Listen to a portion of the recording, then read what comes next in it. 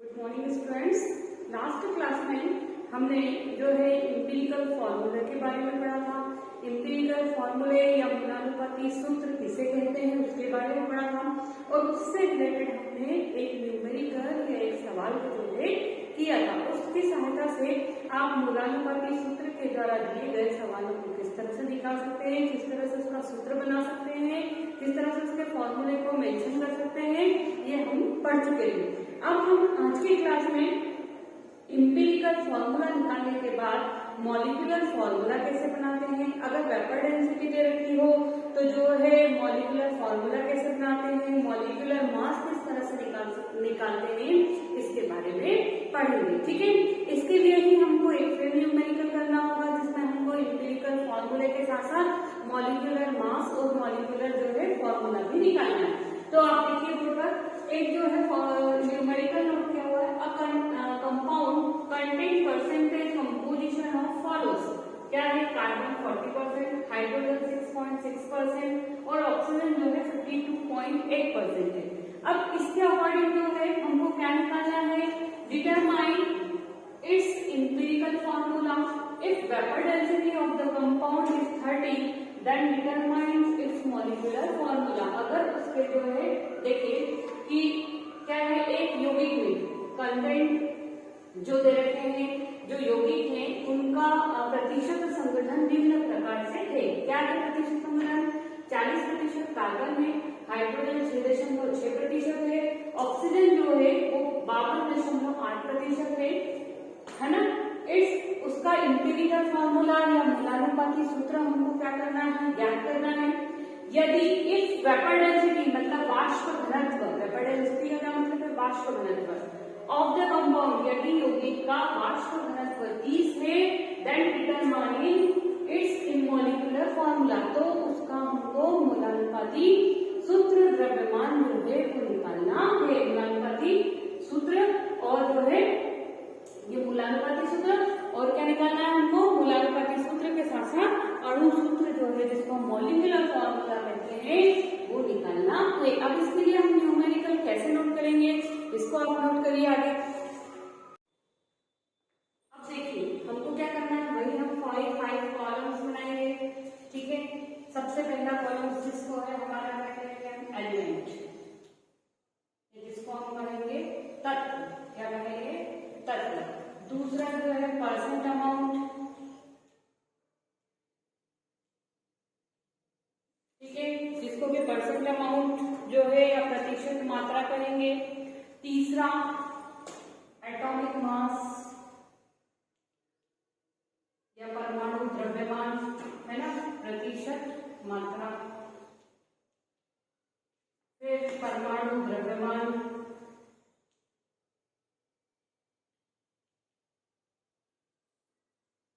Number of, fourth column में number of atoms, number of atoms और आखिरी में आएगा सिंपल रेशियो, सिंपल रेशियो। ठीक है, अब देखिए नंबर ऑफ एटम्स या परमाणु की आपेक्षिक संख्या, परमाणु की आपेक्षिक संख्या, ठीक है, और सिंपल रेशियो या सरल अनुपात। ठीक है, समझ में आ रहा है। अब हम सबसे पहले क्या करेंगे, हमारा एलिमेंट दे रखा है या तत्व दे रखा है कौन सा, कार्बन। कार्बन की प्रतिशत मात्रा कितनी दे रखी है, 40 है, 40%। दूसरा एलिमेंट या तत्व क्या दे रखा है, हाइड्रोजन, जिसकी प्रतिशत मात्रा या परसेंट अमाउंट दे रखा है 6.6।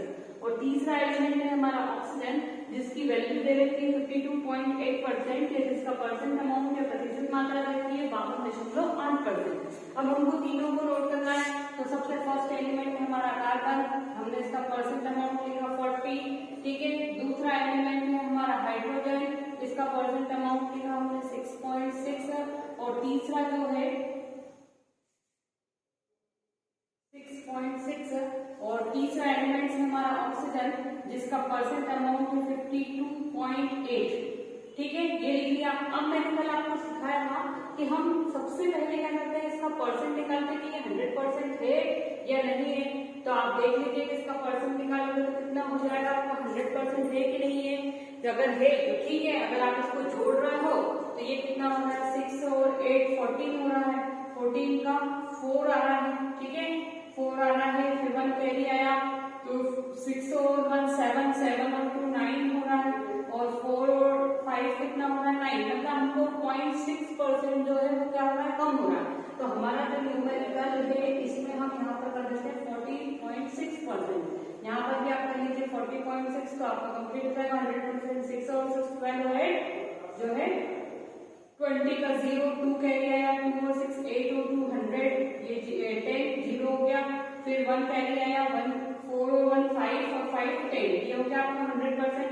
मतलब हमारा जो परसेंट अमाउंट है ये कितना होना चाहिए 40.6%। यही आपके क्वेश्चन में था, हिंदी मीडियम की बुक में ये सिर्फ 40% है, इसलिए जो है थोड़ा सा गलत होगा, और इंग्लिश मीडियम की बुक में ये रखा 40.6%। तो आप इस तरीके से 40.6% करके इस अमाउंट को जो है नोट कर सकते हैं, ठीक है। अब एटॉमिक मास निकालेंगे हम। एटॉमिक मास हम सबको मालूम है, जब इस क्वेश्चन में एटॉमिक मास नहीं दे रहे, मैंने आपको पहले भी कहा था कि एटॉमिक मास जो है हमको याद भी करना चाहिए, और वो नहीं आते, जैसे जैसे आप पढ़ते जाएंगे आपको एटॉमिक मास भी याद होते जाएंगे, या परमाणु द्रव्यमान आपको याद करने पड़ेंगे, ठीक है। किस तरह से करेंगे, अब आप कई बार 9th 10th में भी पढ़ चुके हैं कि कार्बन परमाणु का परमाणु द्रव्यमान या एटॉमिक मास कितना होता है 12 होता है, तो यहाँ पर हमने कार्बन का लिख दिया 12। हाइड्रोजन का एटॉमिक मास कितना होता है 1 होता है, जनरली चीजें हैं इसलिए बात दे रही है, ठीक है आपको। फिर जो है ऑक्सीजन का एटॉमिक मास कितना होता है, परमाणु द्रव्यमान 16 होता है, ये लिख दिया। अब नंबर ऑफ द एटम्स निकालने के लिए क्या करेंगे, जो परसेंट अमाउंट था उसमें जो है एटॉमिक मास से क्या करेंगे डिवाइड कर देंगे, तो हमारा परसेंट अमाउंट था 40.6 अपॉन क्या हो जाएगा 12, ठीक है। इधर देखिए 6.6 अपॉन क्या है 1, तो 1 लिख दिया, ठीक है। आगे 16 अपॉन क्या हो जाएगा, परसेंट अमाउंट क्या है 52.8 अपॉन एटॉमिक मास है 16, डिवाइड कर लो।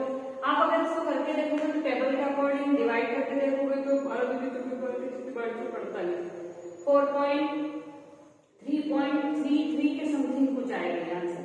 अगर आप इसको सॉल्व करेंगे तो कितना आएगा 3.33 के समथिंग, और ये आप देखिए 6.6 1 पे डिवाइड करना है, और ये भी जब आप करेंगे 3.3 के समथिंग जो है इसका आंसर आता है, ठीक है।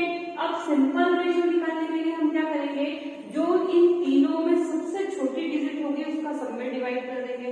अब इन सब में देखिए 2 डिजिट तो सेम है, क्या है 3.3, अगर हम 3.3 से करते हैं तो क्या हो जाएगा सिंपल रेशियो निकालने के लिए 3.3 अपॉन 3.3, फिर 6.6 अपॉन 3.3 और 3.3 अपॉन 3.3, डिवाइड कर लो क्या आ जाएगा 1, ये 2 और ये आ जाएगा 1, ठीक है।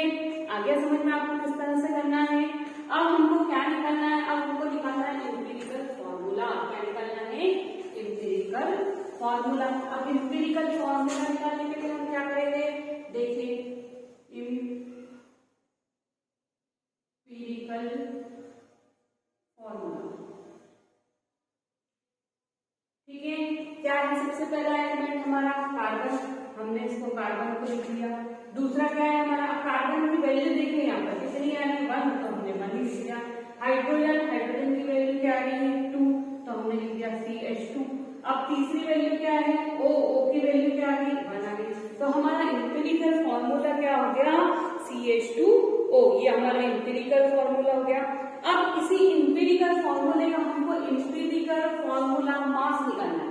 क्या निकालना है एम्पिरिकल फॉर्मूला मास, जिसको हमने यहाँ निकाला है क्या है मूलानुपाती सूत्र, हिंदी में क्या कहेंगे इसको मूलानुपाती सूत्र निकल के आ गया। अब हमको क्या निकालना है मूलानुपाती सूत्र द्रव्यमान, एम्पिरिकल फॉर्मूला मास। क्या निकालना है एम्पिरिकल फॉर्मूला मास या मूलानुपाती सूत्र द्रव्यमान।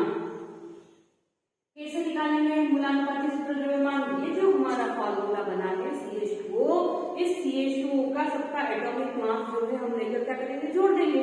कार्बन का एटॉमिक मास कितना होता है 12, हमने लिख दिया, प्लस हाइड्रोजन का एटॉमिक मास कितना होता है 1 होता है, 1 में 2 का मल्टीप्लाई करो तो क्या हो जाएगा 1 × 2 = 2, 2 हो गया, प्लस ऑक्सीजन का एटॉमिक मास कितना होता है 16, लिख दिया।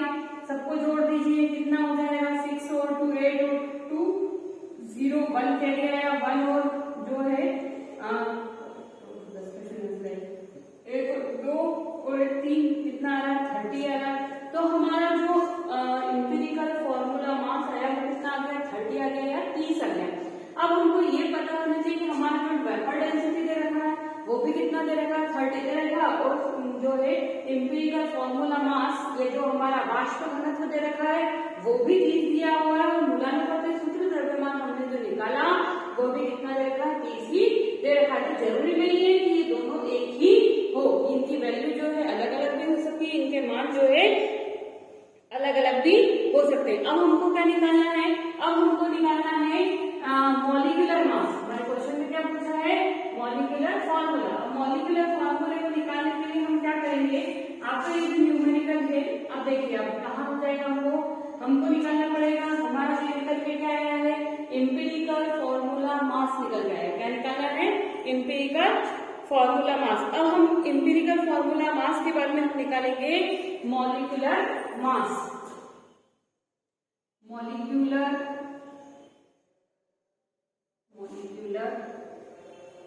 मास, ठीक है। मॉलिक्यूलर मास मतलब अणु सूत्र द्रव्यमान। क्या निकालेंगे हम अणु सूत्र का द्रव्यमान, अणु सूत्र निकालेंगे। क्या निकालेंगे अणु द्रव्यमान जिसको बोले, या अणु द्रव्यमान।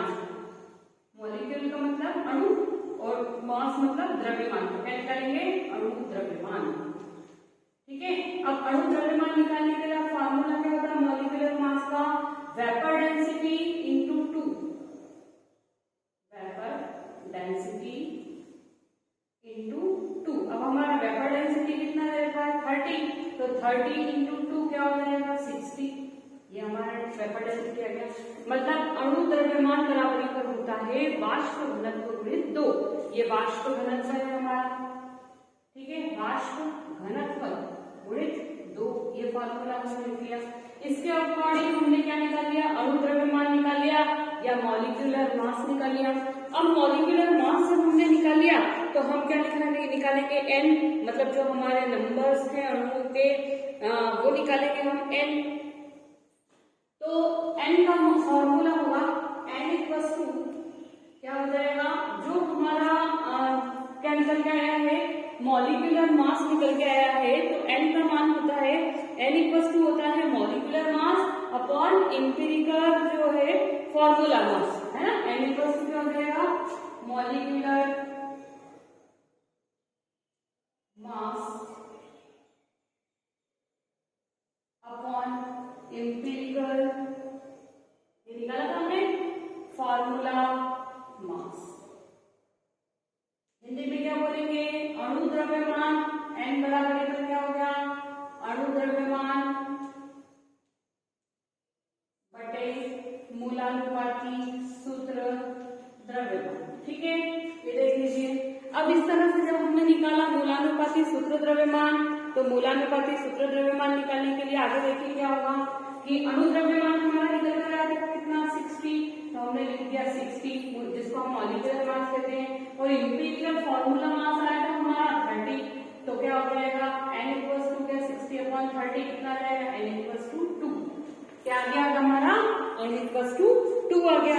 अब हमारा n इक्वल्स टू 2 आ गया, तो हमको क्या निकालना है क्वेश्चन में, हमको क्वेश्चन में दिया है मॉलिक्यूलर फॉर्मूला निकालने के लिए, है ना। मूलानुपाती सूत्र द्रव्यमान निकालने के लिए दिया है, क्या दिया है मूलानुपाती सूत्र द्रव्यमान, जिसको निकालने के लिए दिया है। तो मूलानुपाती सूत्र जो है या जिसको हम अणु सूत्र कहते हैं, अणु सूत्र निकालना है, तो क्या निकालना है मॉलिक्यूलर फॉर्मूला निकालना है। तो अणु सूत्र क्या होता है या मॉलिक्यूलर फॉर्मूला क्या होता है, एम्पिरिकल फॉर्मूला हम लिखेंगे मॉलिक्यूलर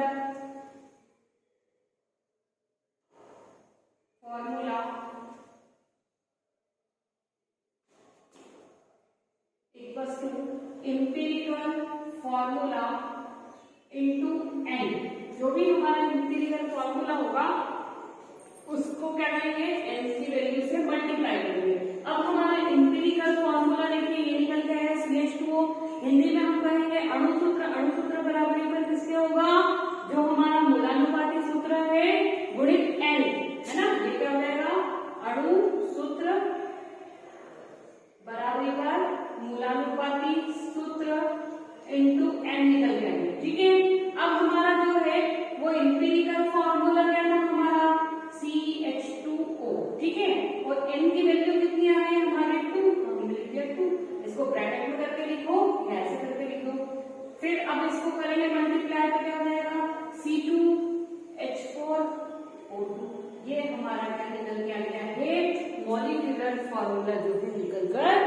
गया है। तो इस तरह से जो है हम जो है वेपर डेंसिटी अगर दे रखी हो, वाष्प घनत्व दे रखा हो, तो उसकी सहायता से हम मॉलिक्यूलर फॉर्मूले को या अणु सूत्र को क्या कर सकते हैं, निकाल सकते हैं। और अगर अणु जो है, अगर हमारे क्वेश्चंस में जो दे रखा हो उसके अकॉर्डिंग हमको निकालना है कि हमसे क्या पूछा है और हमको क्या निकालना है, बस इतना ध्यान रखना। यदि हमारे से जो है न्यूमेरिकल में या हमारे सवाल में जो है सिर्फ क्या दे रखा हो, सिर्फ वेपर डेंसिटी दे रखी हो, एम्पिरिकल फॉर्मूला निकालना है तो हम वो निकाल सकते हैं। अगर वेपर डेंसिटी न दे रखी हो, सिर्फ हमसे एम्पिरिकल फॉर्मूला ही जो है दे रखा हो, एम्पिरिकल फॉर्मूला ही पूछा हो तो हम वो निकाल सकते हैं। अगर हमको वाष्प घनत्व भी दे रखा है, मूलानुपाती सूत्र निकालने के लिए दे रखा है, हो सकता है आपको मूलानुपाती सूत्र भी दे रखा हो और वाष्प घनत्व दे दिया हो और बोल दिया हो कि आपको क्या निकालना है, अणु सूत्र निकालना है, तो आपको ये पूरा न्यूमेरिकल सॉल्व नहीं करना है, सिर्फ यहाँ से हमको सॉल्व करना है और हमारा आंसर निकल के आ जाएगा। अब क्वेश्चन आपका क्या बनता है उसके अकॉर्डिंग आपको अपना दिमाग लगाना है और उसी से अपने सॉल्व जो है न्यूमेरिकल को सॉल्व करना है। आई होप आपको ये पूरा समझ में आ गया होगा। एक सवाल पहले भी करवा चुकी हूँ, एक में आपको ये भी करवा दिया है और एक तो न्यूमेरिकल्स में आपको जो है होमवर्क के रूप में दे दूंगी, तो आप अपनी कॉपी में सॉल्व करेगा और सॉल्व करने के बाद मुझे जो है टिप्स लिखकर सेंड कीजिएगा ताकि पता चल जाए कि आप लोगों को कोई दिक्कत तो नहीं है, कोई डाउट तो नहीं है। एक बार फिर से समझा देती हूँ कि हमको जो कंटेंट दे रखे हैं, जो दे रखा है उसके अकॉर्डिंग हमको निकालना है। क्या करना है, सबसे पहले हमने 5 कॉलम बनाए हैं। एक में लिखा है हमने तत्व, दूसरे में प्रतिशत मात्रा, तीसरे में परमाणु द्रव्यमान, चौथे में परमाणु की आपेक्षिक संख्या और 5वें में सरल अनुपात।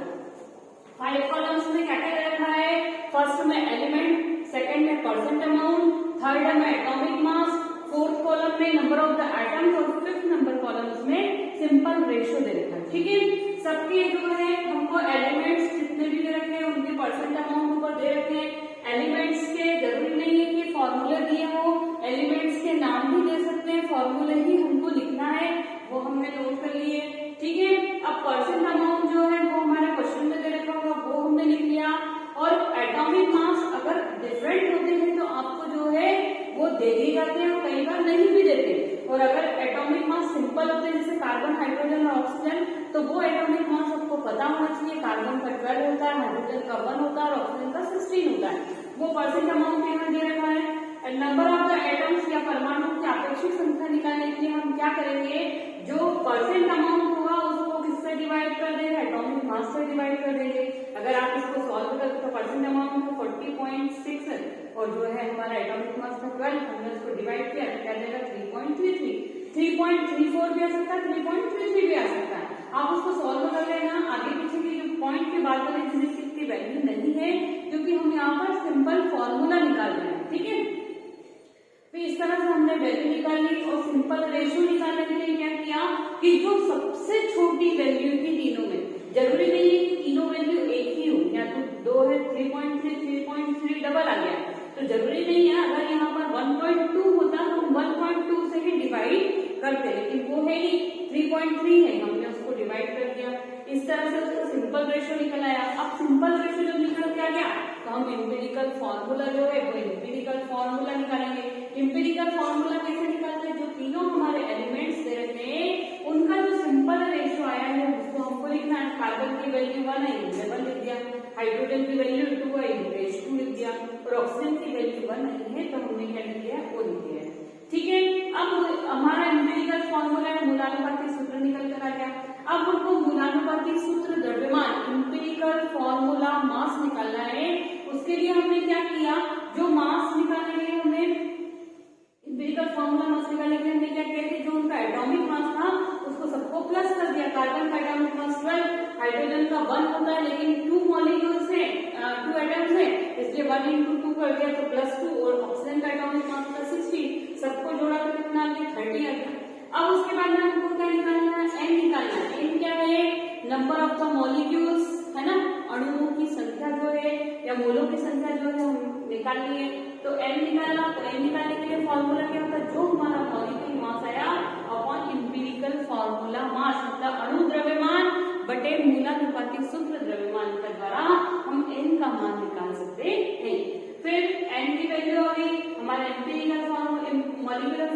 मास था 60 और एम्पिरिकल फॉर्मूला मास हमारा आया 30। तो 60 डिवाइड बाय 30 मतलब डिवाइड किया तो कितना हो गया 2 है।